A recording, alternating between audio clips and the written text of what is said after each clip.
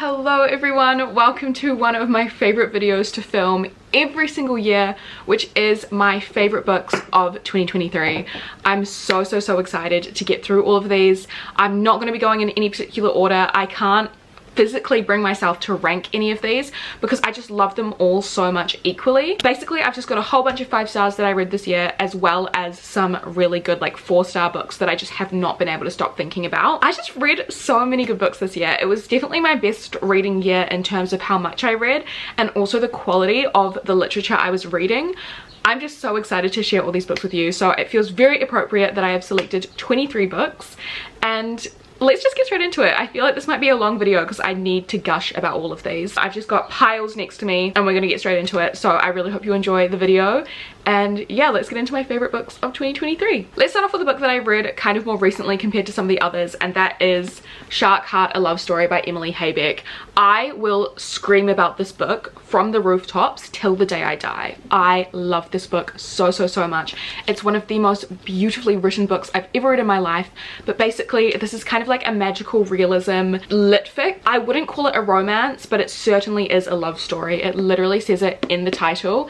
It is one of the most romantic books I've read that's not even like in the romance category. Basically, in this novel we follow our two newlyweds, Lewis and Ren.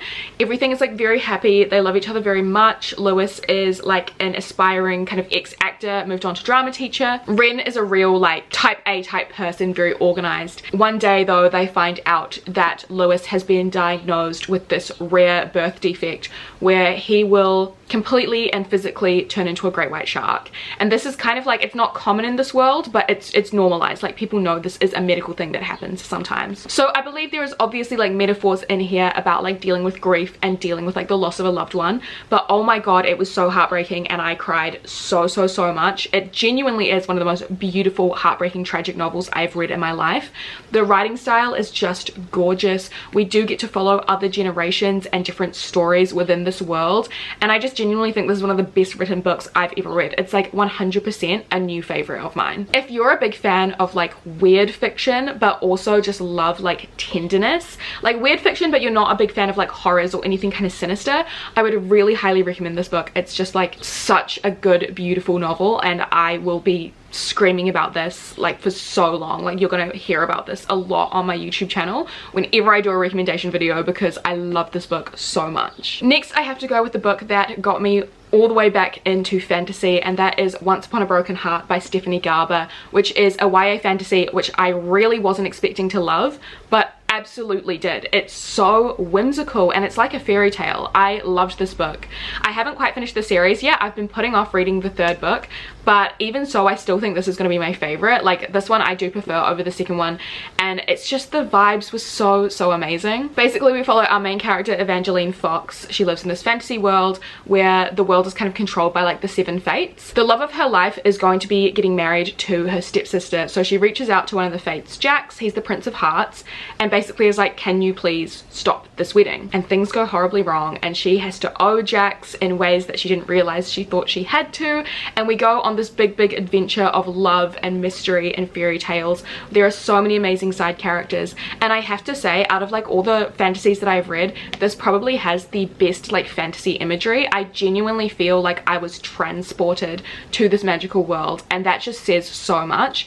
A lot of the time when I read fantasy, which is kind of why I wasn't so into it recently, apart from like this year, was that like I just found the worlds to be too confusing. I felt like the authors weren't really putting in the work to make the like magical world they've come up with come to life, and I feel like Stephanie Garber really did that. The romance in here is obviously beautiful. I loved all the characters and just the plot. Like, it was just so fast paced, but not in a way where it sacrificed things, and I just really loved it. So yeah, definitely one of my favorites of the year. I also cannot film this video without mentioning The Cat Who Saved Books by Sosuke Natsukawa. I read this in one sitting because it is such a short little novel, but it's so beautiful and just really cozy and comforting. Basically, this is a Japanese novel that's been translated, and it is about a boy who works in a secondhand bookstore. After the death of his grandfather, he kind of has to take over over the business, and one day he meets this talking tabby cat who takes him on 4 adventures where he has to save books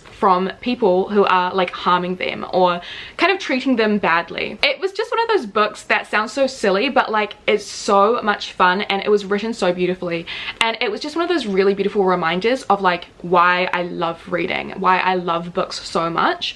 And I genuinely think that everyone who is a massive reader, who consumes book content on the internet, really should read this, because yeah, I do feel like maybe some of the lessons and the messages in here are quite simple, but I see so many people like going on these big discourses about how much is like appropriate to read in a year, like people's reading speed. Who even cares? Like genuinely, who cares? And this book, I feel just everyone should read. When people get swept up in like weird bookish discourses that genuinely like have nothing to do with their lives, go outside and take this book with you, touch some grass as you read the pages. Like, it is so good, and I just love it so much. Everyone who consumes or makes book content should be reading this book. I loved it. This is going to be like an annual reread for me, I feel. A book that's maybe not as heartwarming, but is definitely a favorite of the year for me, is Acts of Desperation by Megan Nolan. This is a lit-fit book about a really toxic relationship. Our main character is just obsessed with this man. Like, he is the be-all end-all of her life, and she gets very toxic about it. It was a very interesting read. I thought it was very beautifully written. It said so much about womanhood and relationships, and I feel like reading this book was like looking in a mirror, but only looking at like the worst parts of myself, and in a way that was really difficult but also very comforting, knowing that like I'm not the only person on the earth who like has these feelings sometimes. I feel like this book was just so impactful for me as like a young woman. I feel like it was very intense and very honest and raw, but also quite insightful, and it gave me just like a lot of things to think about after I read it. I really recommend this book if you're a lit-fic fan. I just thought it was so beautifully written, and I cannot wait to read more of Megan Nolan's work. So yeah, really loved this book. Let's get into some of my favorite romances of the year. I have to talk about Delilah Green Doesn't Care by Ashley Herring Blake. I feel like this is probably one of the best written romances I have ever read. I said this in a vlog recently, or not recently, but like I said this in a vlog when I read it. It felt so like professional, which sounds really weird to say, but like it was just expertly crafted. Like it really has no flaws for me. This is a really great, like not quite enemies to lovers romance, but kind of. It's sapphic. We follow our 2 main characters, Delilah and Claire, and Delilah is the stepsister of one of Claire's best friends who's getting married. Delilah goes to the wedding, and when she's there she kind of like meets Claire and another one of the friends, Iris, and her stepsister for like the first time since childhood, and there's like an instant attraction between Delilah and Claire like while they're there, and they're also kind of having to like reminisce on some of the things that went wrong when they were teenagers, and Delilah didn't feel like she was treated very fairly. Claire is also a single mum, so I always have so much respect for single parents, like in real life and also in fiction. They're always like some of my favorite characters. I just thought this romance was beautiful. I feel like Ashley Herring Blake's writing style is amazing. Again, the imagery, like I felt like I was transported there. The way that Ashley Herring Blake describes what characters look like and gives them their own like individuality based on like their outfits and how they wear their hair, like was so good. Like I just genuinely feel like this is one of the best books where I can just like hallucinate while I read, because Ashley Herring Blake does such a good job at painting the picture. It was like small town cozy vibes as well, and I just really liked this book and the journey that our 2 characters went on, so of course I have to mention it as a favorite of 2023. Let's just go through all the romances that I have on my list right now. I've got 4 more to talk about. The next one I'm sure will come to no surprise to anyone is 7 Days in June by Tia Williams. I read this back in February, like beginning of February, so all the way at the beginning of the year, and fell in love. I have spoken about this so much on my channel. Like this is probably my favorite romance of all time. This is a second chance romance between our 2 main characters, Eva and Shane. Eva and Shane are both writers now in adulthood, and they are in the same city for the first time in a really long time, and they have to reconnect after spending like a week together when they were teenagers, where everything kind of like went wrong. They had a very tumultuous but like epic romance within the span of 7 days. I just absolutely loved these characters so much. Eva also deals with chronic migraines. She has a chronic illness, and I feel like the way that that was discussed and shared with the readers was so well done, so respectful, and Shane was just like a perfect man as well.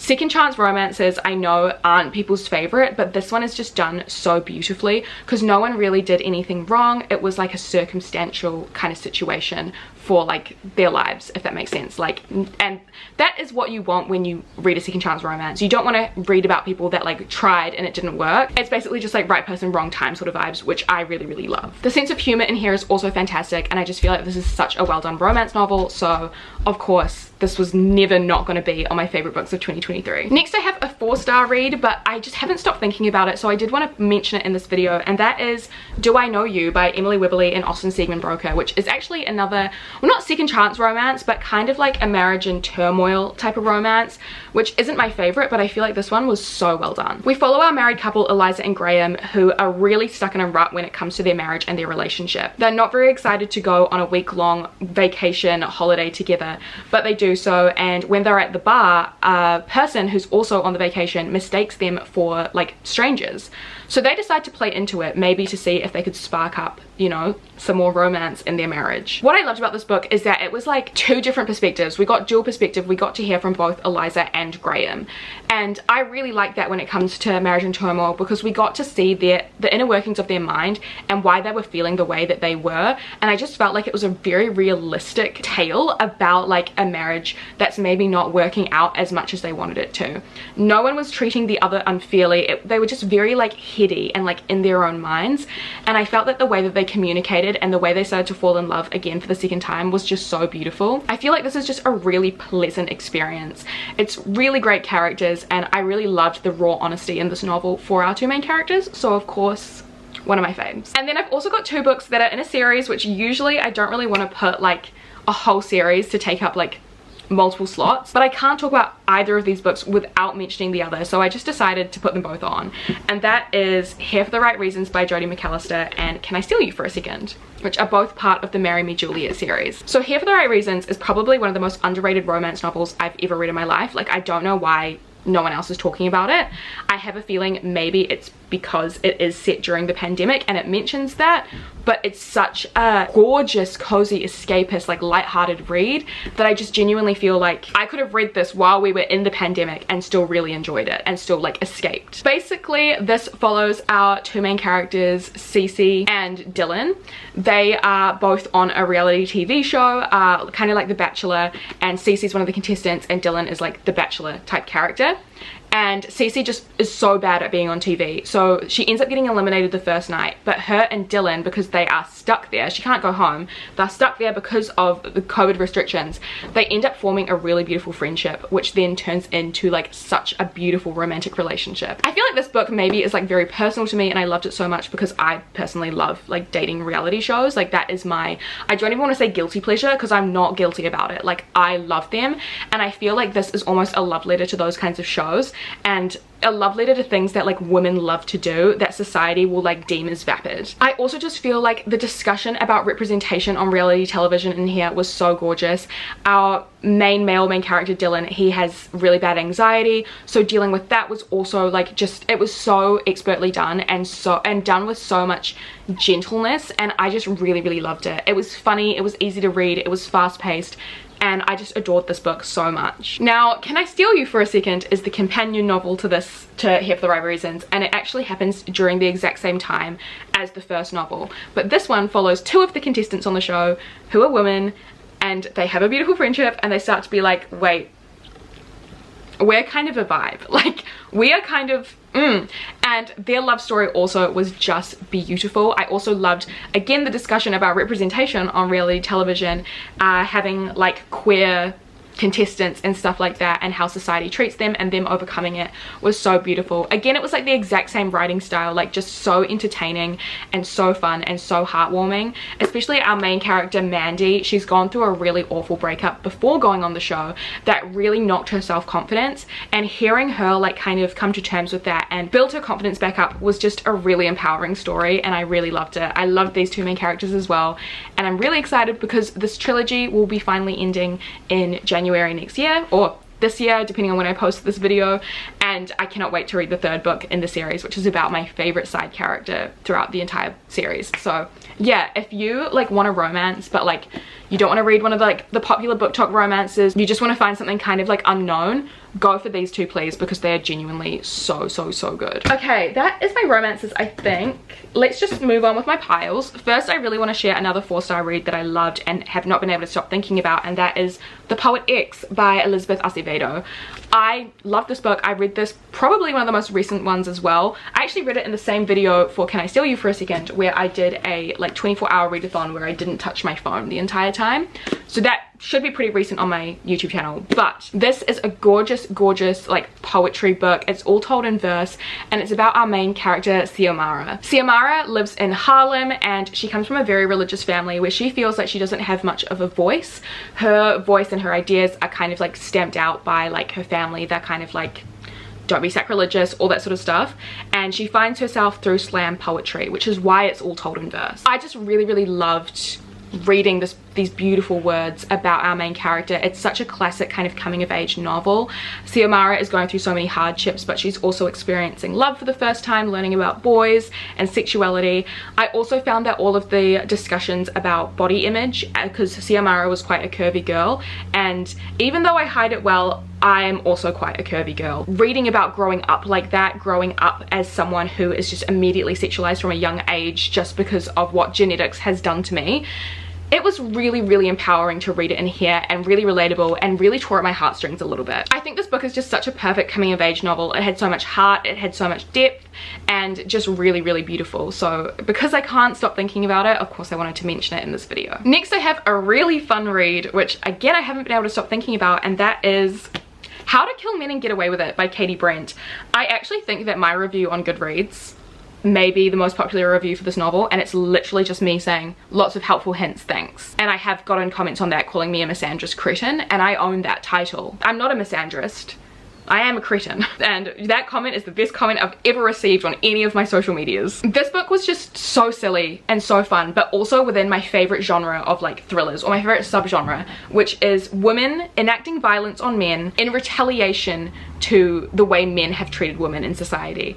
That is genuinely one of my favorite subgenres, because even though I personally would never kill a man, the escapism of being in the minds of people that will take justice into their own hands after they have, you know, faced terrible acts against them, it's just really empowering. I'm not a violent person, but oh my god, I love reading about it. Basically, in this novel, we follow a very famous Instagram influencer and all of her Instagram influencer friends, and she goes to a bar one night and then kind of gets accosted, and she kills the guy. And then she gets kind of addicted to it, and she actively seeks out men who will like harm women and takes action into her own hands. I just found it really fun. I felt like the sense of humor, it was kind of tongue-in-cheek. I know that maybe not a lot of people enjoy this, but I quite love reading about influencers, and I feel like sometimes authors will just make them really vapid and really stupid, and it's like really boring and cliche.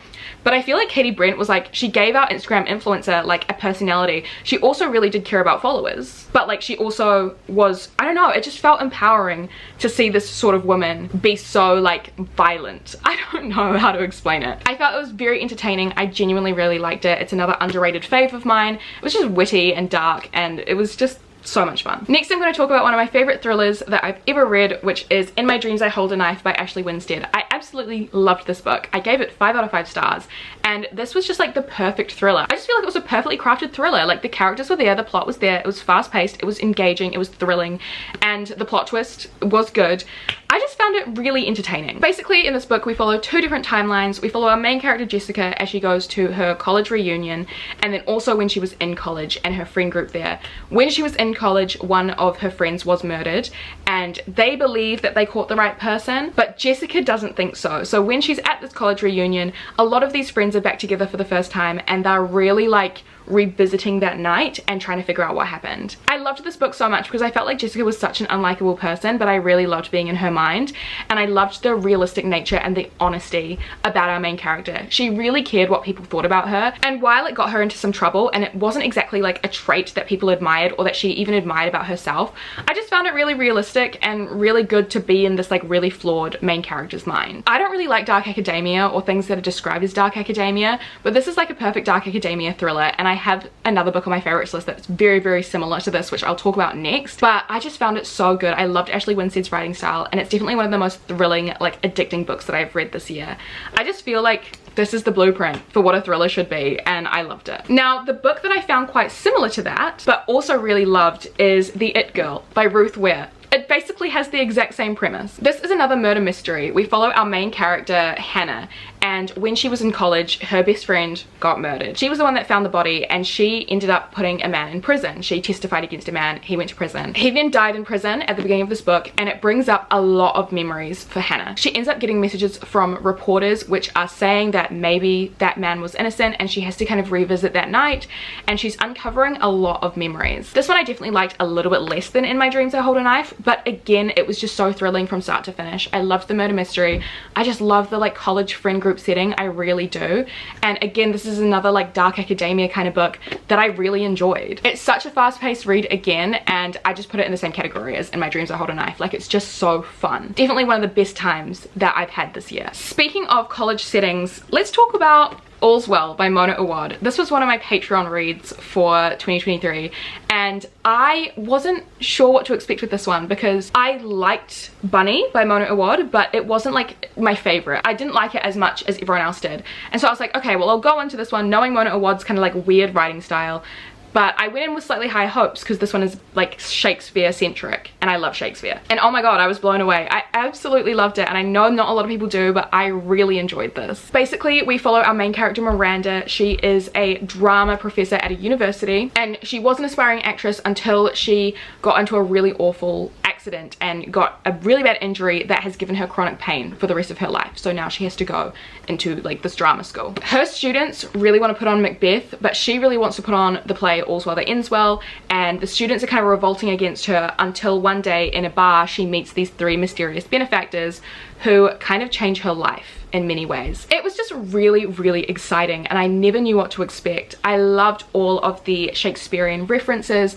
I was finding pieces of Shakespearean plays all throughout this novel, not just Macbeth, not just All's Well That Ends Well, but I was seeing things from like The Tempest, for example, and so much imagery that was so related to Shakespeare, which is why I kind of loved it so much. I felt the writing style to just be so unbelievably good, and I just found it to be very interesting, such a page turner, and I really loved this. I feel like this might be like not to everyone's taste, but it was definitely to mine, so I really wanted to mention it as a favorite. My other Patreon read that's on my list, that I only had 2 Patreon reads that made it onto my favorites list for 2023. The other one is Cleopatra and Frankenstein by Coco Malors, which I absolutely loved, and I definitely read this at the right time. I feel like it might hit me a little bit differently if I was to read it now, but I just loved it. I thought it was so well done. It was giving very Sally Rooney. So if you're a Sally Rooney fan and you love the kind of like realistic interpretation of relationships where it's not exactly a romance, but it's still, there are points where it's romantic, but there are points where it's toxic, I feel like you'd probably really like this novel. This book feels very slice of life. We follow our 2 main characters, Cleo and Frank. They meet at like a New Year's party, and they just dive headfirst into a whirlwind relationship. There are a lot of time jumps, so we get a lot of different periods of their lives. We follow different side characters,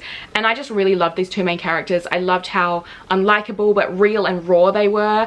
I loved seeing a really imperfect relationship on page that also had really romantic, picturesque, like perfect moments. I just found it really realistic of like a relationship in your early 20s. There is a big age gap, so Cleo is in her early 20s while Frank is not, but like getting to hear Cleo's perspective on things, it just felt so realistic and so raw and very intense, and I really loved that. There were some really beautiful quotes in this novel, some just really gorgeous writing, and I cannot wait to read Coco Malors' next book, which I believe is coming out next year. I just love like a really tumultuous relationship in fiction, so I really loved this book. I thought it was really well done. Next, I'm going to talk about another weird one, which wouldn't usually be one of my favorites of the year, but it's another one that I cannot stop thinking about, and that is Brutes by Diz Tate. This one's a really kind of all vibes no plot kind of novel. We basically are in Florida, and we follow a group of 13-year-old girls who are really obsessed with this older girl who one day goes missing. We basically get to see little snippets of the 13-year-old girls as they are adults and their reflection on their time in Florida,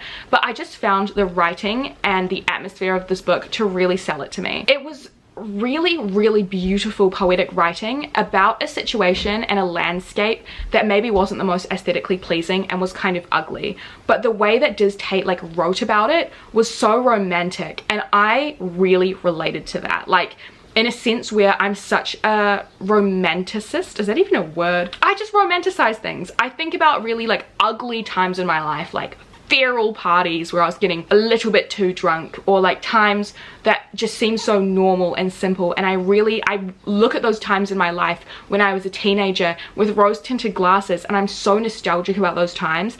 And even though I can't relate to the landscape of this novel, I found it really relatable in a sense where it was just romantic and nostalgic, and I was feeling nostalgic for Falls Landing in Florida. I've never even lived somewhere like that, but it just felt really beautiful, and I haven't been able to stop thinking about it. So I really want to read more of Diz Tate if they do have more, if they do write more in the future. I just thought it was a very, very atmospheric and beautifully written book. One of the books that I read in January, which is always so good when you have a favorite book that you read in January, it's one that I can't stop thinking about, and I think it's going to be on a lot of people's favorite lists, is Tomorrow and Tomorrow and Tomorrow by Gabrielle Zevin. This book felt so personal to me as a lover of video games, but also I've seen a lot of people on BookTube talk about this and they are not into video games at all. They're like, I didn't think I would be into this, but I was into it. Like my mum, who's never played a video game in her entire life, loved this book as well. This basically tells the story of two kids who meet in 1987, and they grow up and they bond over their love for video games, and they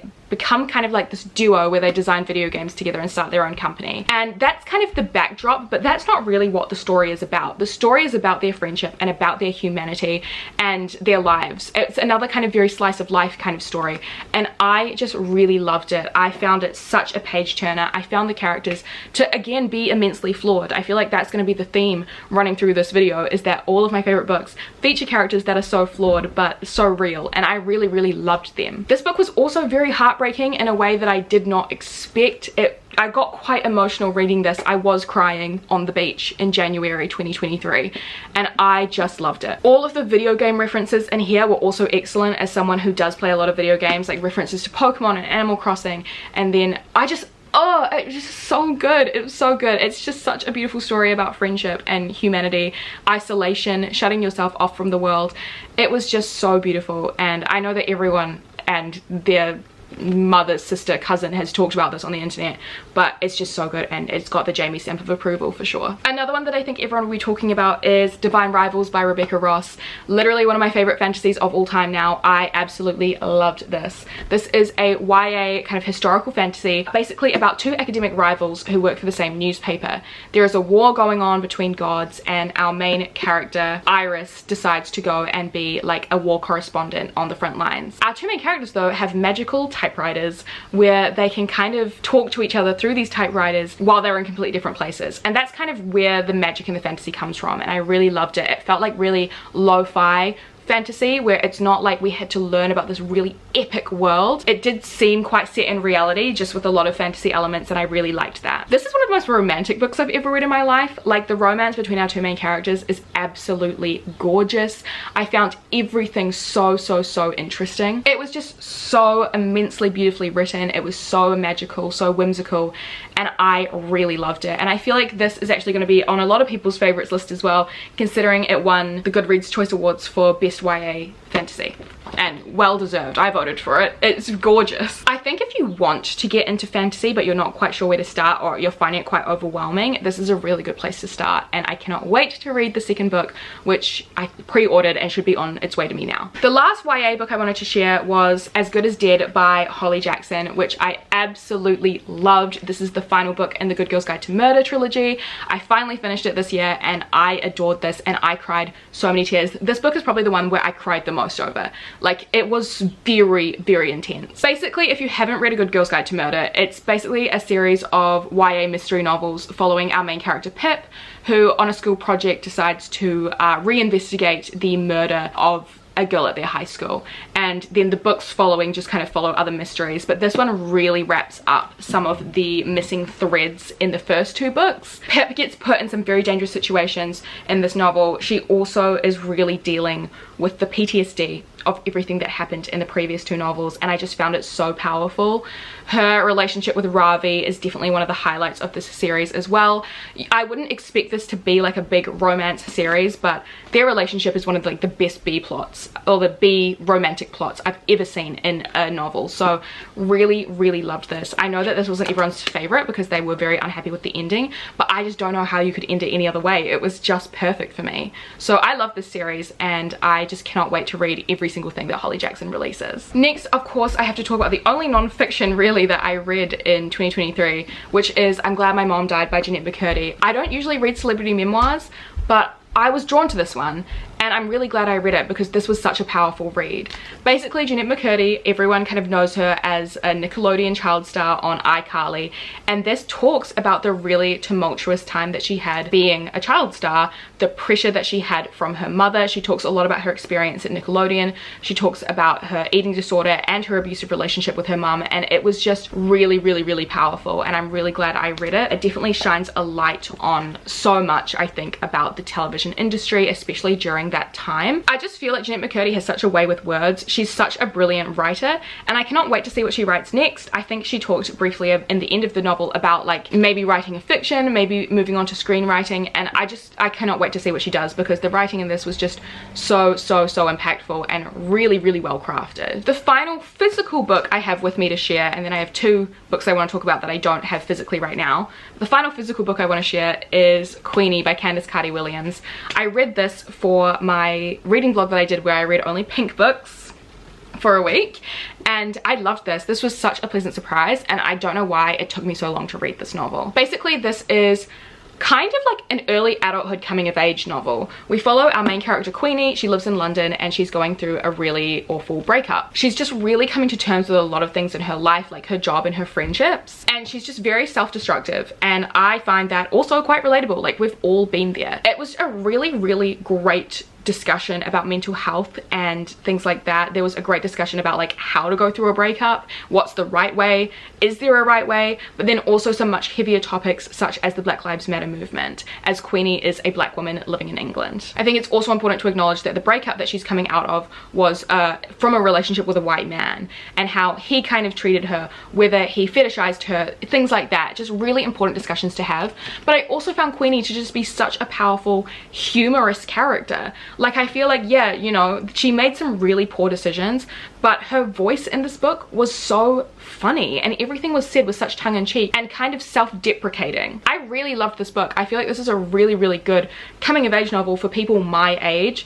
I'm 27. I think I'm like 1 year older than Queenie is in this book, and I just found it really, really gorgeous. So I feel like if there is anyone out there who's in like their mid to late 20s, read this, because it's just fantastic. Very easy to read, very immensely readable, such a page turner, and I really liked it. Okay, finally, I just really wanted to quickly share the two books that I don't have physically with me but are still definitely favorites. The first one that I want to talk about is Yellowface by R.F. Kuang. I love this book, and I know that this has had very mixed reviews, but I really liked this, and I really wasn't expecting it to be as darkly funny as it was. I knew it was going to be a satire, but oh my god, Rebecca F. Kuang's sense of humor, Jesus Christ, so good. Wait, who did I lend this to? Oh my god, I realized I didn't even lend this book to anyone. Here it is. I have it. I've missed this on my bookshelf.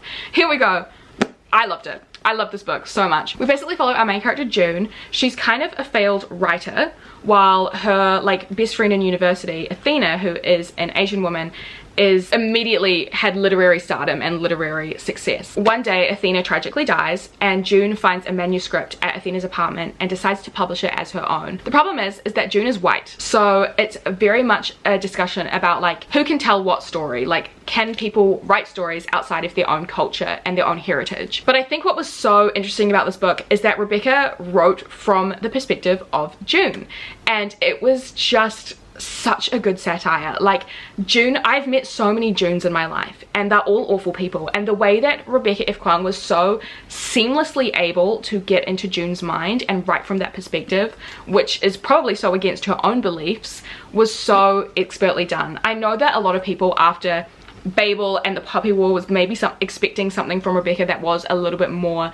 literary and a little bit more academic. I feel like a lot of people were quite shocked at this. I really liked it. I thought it was really well done, and it just proves like how talented Rebecca Kuang is as an author and how she can genre hop so effortlessly. Like, this was just so well done. I read it in one sitting. It was completely addicting, and I really loved it. So I've read every single book by Miss Kuang, and I will read every single book that she releases next. I loved this novel so much. And then finally, the last book that I wanted to talk about was Earthlings by Sayaka Murata, which is a book that I loved but will probably never ever read again in my life because it was quite disturbing. But this is like a science fiction kind of horror novel. I don't even know if you call it science fiction. I have no idea.